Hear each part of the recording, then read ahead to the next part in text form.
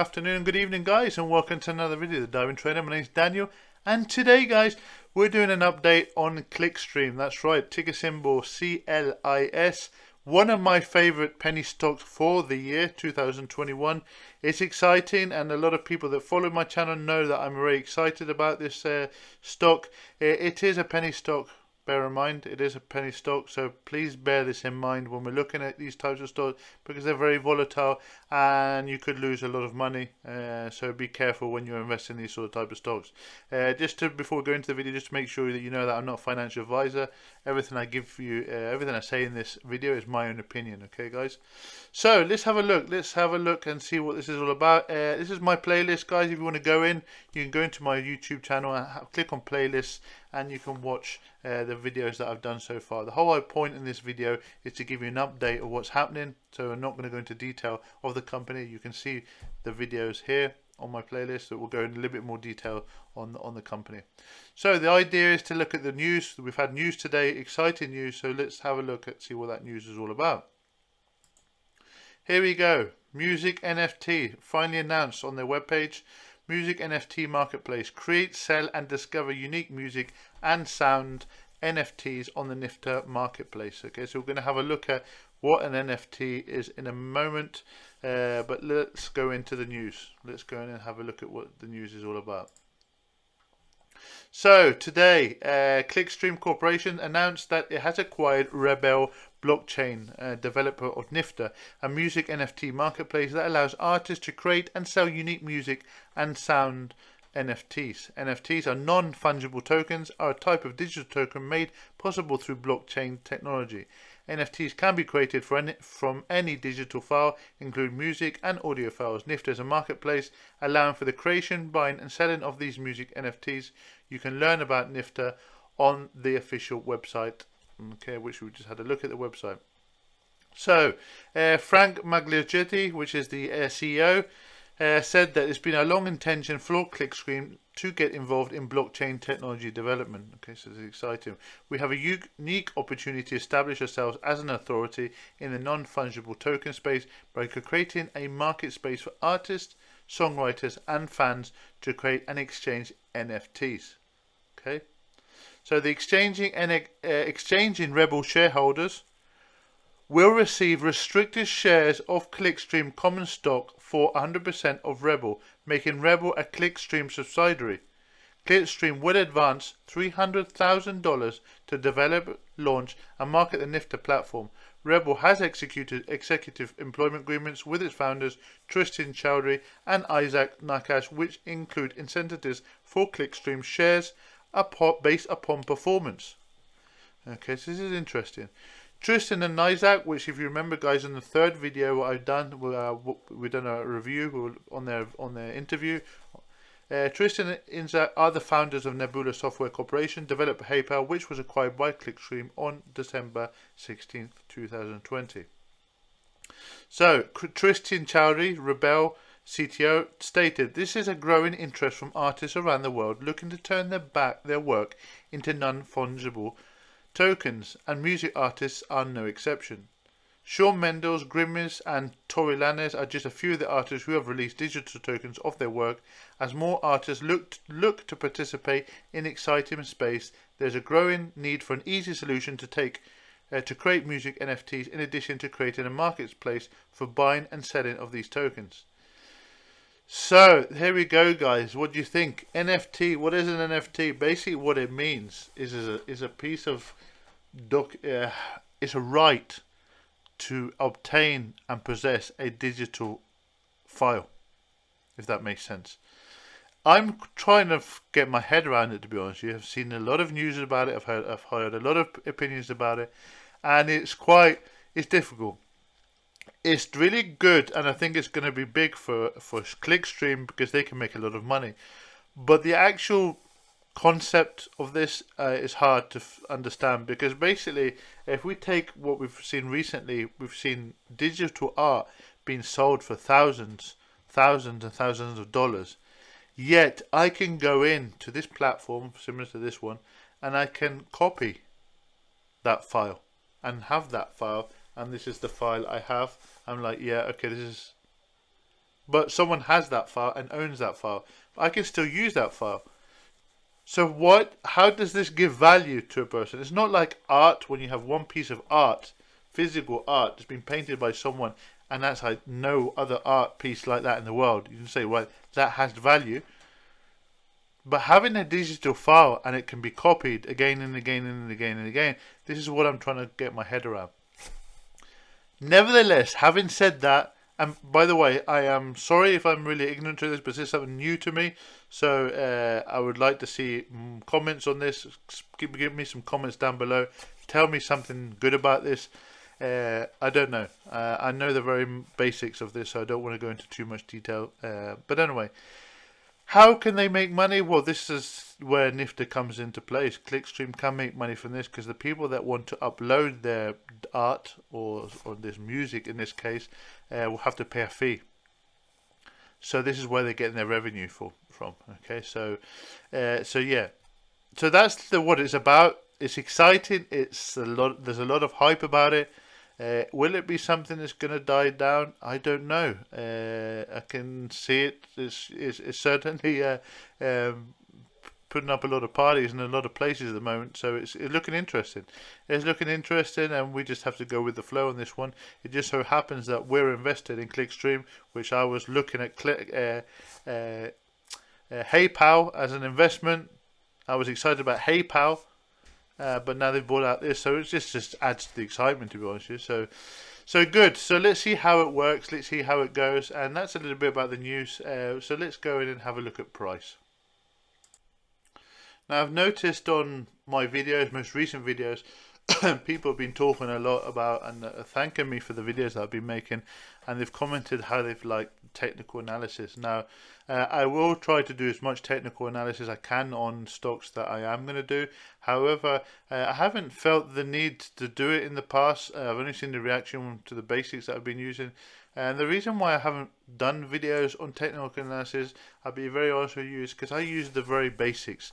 I'm a long-term investor, and I use technical analysis to help me to get into a stock that an optimal price. Okay, it doesn't say that that price will drop down further and we can average in.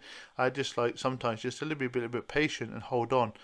Having said that, I will try to go through as much as I can in these videos to show you technical analysis. I'm no expert, and like I said, I know the basics enough for me to go forward and to help me at looking at stock prices. So I'm going to go in and talk a little bit about the price on Clickstream to see what and let me know what you think. Okay, if you find these videos useful, please let me know in the comments down below. If you do want to see a beginner's guide of basic, there are lots of videos out there by a lot of experts, by the way.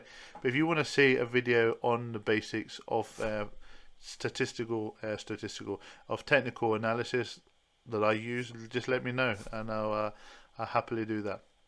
So let's have a look. I'm looking at the RSI at the top. So we start to look back to the past RSI. Basically what this means is the RSI is showing that if I go over this line here that I'm showing you on the screen, it would suggest that it's overbought. Okay, so if it's overbought, it normally suggests that it's a good time to sell. And if it goes down below, okay, it would normally suggest that it's oversold, so it would be a good time to buy. Again, this is one indicator. You do not go by one indicator. Everything that I'm showing you here sort of constitutes to making you help you make a decision, because we look at other things such as moving averages, etc., etc. So we have a look. Let's go back to the past. Let's have a look at the past. What do I mean by this? If you have a look at here, now this is a little bit of a trick I've learnt, and I hope that if you use an RSI, you can do the same thing. Again, a lot of day traders use this. I don't day trade. I do swing trades, and I'm a long-term investor, but this is useful whether you want to swing trade or day trade.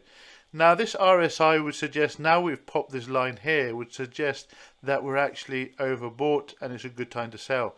Having said that, look what has happened. It went up, up, up, up, up. Now if we'd have actually paid attention to this, we would probably lost quite a lot of money, because we already saw the price continue to go up. Now what I do is I look to pay attention to the second break. So that if I go boom, go through that line, I would actually sell boom when it hits that line. Okay, do you see what I mean? So if I'd been selling here, let's say here, which is here, the price would have still gone up. I would have lost a lot of money. Okay, I would whoa. Now if I would have done it here on this second pop, which is where I would want to get in, if you have a look here, which is this bar here, I would have sold at really not at the peak, but again it's difficult. You don't always want to be the peak, but I would have sold here. I would have shorted here rather, and I would have taken advantage of this big drop, right? So that's if you're shorting. I don't short stocks, by the way, but I'm just to give you a little bit of an idea of how I use RSIs. Now RSIs I would use actually on the other way around. Okay, I actually look for it to come down here, which suggests a good time to buy. Okay, so which would help me. Okay, so if we have a look here, let's have a look here. Boom. So this is a short. The second entry was here on this green, and yeah, look, we had a nice little run up here, and we could have made some money here from, look, 21 cents to the high, which was around about 34 cents. Okay, so yeah, it's just to give you an idea. Okay, this is nothing to go by. You do not use this to go by to buy and sell in. This just helps you to get in and out. So if we have a look at the RSI here today, it actually didn't touch, but we have a downward trend. As you can see, it's starting to go back down again, so it didn't actually touch. It would have been nice for it to touch, and you would have sort of said, right, it's going to... But anyway, let's just give you an idea here. Here, if you have a look here, it touched through, sorry you can't see that, it touched through here, touched the line, so you would have said, right, here's a good time to buy now. So if I would have bought here, look where we are today, the price went up. Okay, so it would have been a good price. And that also actually coincides with our support levels. Okay, so we draw support level. Now when you're looking at support and resistance level, you always need to find 2 points. You can't decide on 1 point. So here we can see it's been tested sorry, in the past at these levels, which is around about 19 cents, and again here around about 19 cents as well. So it suggests that the price would always like to come back down to here, bounce back off and go back up. That's why we call it a support level. Now resistance level is quite difficult to pop on this. The reason why I say that, because we don't have enough price action in the past to say comfortably we have good resistance level. We can draw probably one here, from here, if you can see, there to here. So let's draw it. But it's really not that consistent. We could draw it here. Okay, which would suggest roughly, and look, if we do that, we've actually broken it. Well, we'd have to see today, see how we break it. Remember, we're looking at the 1 hour chart here, so it's been broken. But having said that, so we'd say this is a resistance line. You would say if it pops that, it's going on an upward trend. Having said that, these wicks, long wicks, normally suggest that, oh, I'm going to test that level. I don't like that level. I'm coming back down. Or I'm going to test that level. And that's just what's been doing. Now, this is the hourly chart. What we're going to do is look at the day chart. Now, it's going to be difficult to look at the day chart until this day is actually finished. But if we have a look at the day chart, we have a long wick, a really long wick here, which suggests that, oh, I didn't like that level. I'm coming back down. So this is what you call testing the levels, which would normally suggest that it doesn't want to go up. Okay, this I want to look at is really the 21-day exponential moving average. I'm not going to look at the 50, 100 and 200 because I don't find it useful for this stock, but having a look at the 21 exponential average does. Okay, so we have a look. The price has always wanted to be, let's have a look at the 1 hour, sorry, let's go back to 1 hour. So the price, if you have a look at the 21 day, so let's get rid of this because this is getting messy at the moment. Let's get rid of this and let's just have the blue line so we can see it well. The blue line. So we can see that the price has always been underneath the exponential moving average, underneath prices underneath. If you have a look at that, it bounces underneath here. Okay, this was an exception, but it's come back down underneath. It likes to be underneath all the time. Boom.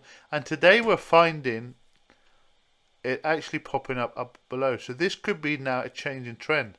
Okay, this could be a change in trend, and we have to see where we're going to go. Very much depends on how these candles finish today, and which will probably decide which way the stock wants to go. So it's early days. People will ask me, is it worth a buy? It's still risky, guys. It's still risky. It's up to you if you want to buy or not. I'm not going to tell you whether to buy or not, but it is risky, and prices could come back down again. But we just have to see how it develops within the next 1 or 2 days to see how this price reacts. Okay. Again, we're looking at volume. Look at this RSI. Again, we're on the downtrend here. Looking at the hour chart. If we have a look at the day chart, the same. We could have a look at the same as well. We could say the same. Okay, but the day chart is actually going up. Okay, so yeah, so we need to have a real keep an eye on this. Unfortunately, I can't average I'm on the Trading 212 app, so I can't actually buy any more. So what I have is what I have. I do plan to take off some profit if we get prices to probably around about 45 cents. I will take some profit off the table and let the rest ride up if it goes up soon. So that's my plan. That's my plan. And yeah, I hope you've enjoyed this video, guys. If you have, make sure you give me a like, a big thumbs up. And if you're new to the channel, just make sure you hit that subscribe button to see more videos, guys. Guys, thank you very much for watching this video. Have a great evening and speak to you soon. Bye bye now.